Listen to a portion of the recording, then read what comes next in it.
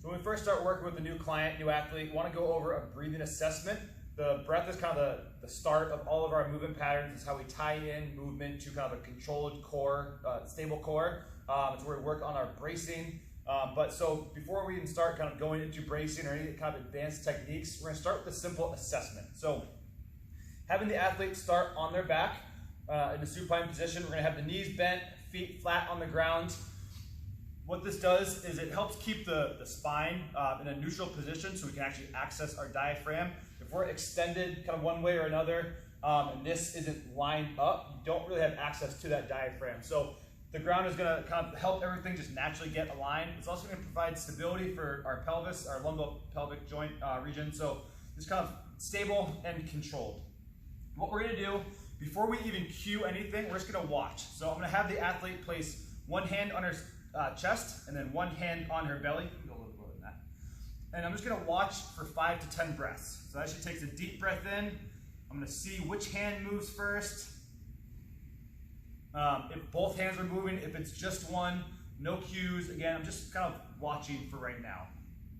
And so what we are looking for is one, nasal breathing during this, kind of just in through the nose at least, just to help kind of keep this nice and slower tempo rhythm. In general, you want to have kind of your breath pattern match your intensity pattern.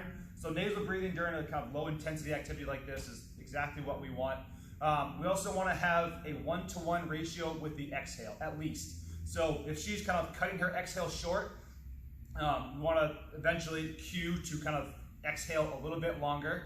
The other things we want to talk about is kind of this breath wave. So the breath is going to initiate with the diaphragm, kind of the belly breathing, if you will, and then work its way up. So she's actually just breathing into that kind of lower hand. So what we want to work on here is thinking about lower hand with 3D circumferential expansion of the ribs and the diaphragm.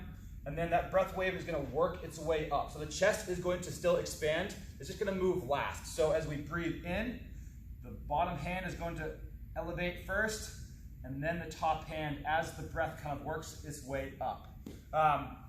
So the other kind of thing with that circumferential breathing that we really want to look for is just that. So it's 360 degrees. So instead of just the belly raising up and down, we want to think about the ribs expanding outward and then the back pushing into the ground.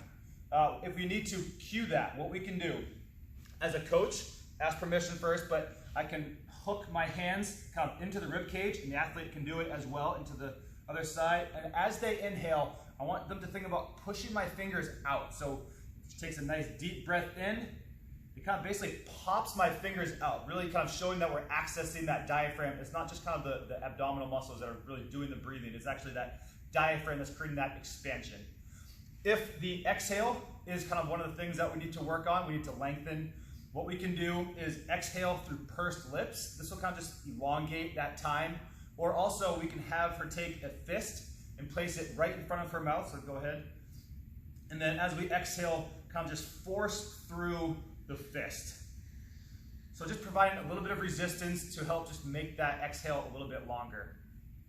If we need to work on a little bit more of this kind of 3D expansion of the rib cage, we can have the athlete roll over onto their into a prone position, onto their stomach. You can just kind of brace their forehead on their hands. There's kind of two big things I like about this position. One, if rib flare is an issue, you really can't rib flare with your ribs like planted on the ground. So it helps kind of keep this a little bit more neutral. So we're just looking for kind of this neutral spine. And then as we inhale, we want to cue breathing into the back and the side. So as we take a nice deep breath, we're really expanding posteriorly and laterally to get that 3D circumferential breathing pattern. So big breath, expand the back. Good. The other way we can do this, kind of working on that belly breath, diaphragmatic breathing, is from a kind of quadruped position.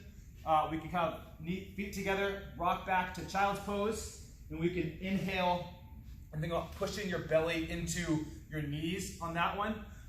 So again, kind of the big ones we're looking for, that 3D circumferential expansion, belly up, working our way up, smooth in, 1-to-1 ratio of that exhale.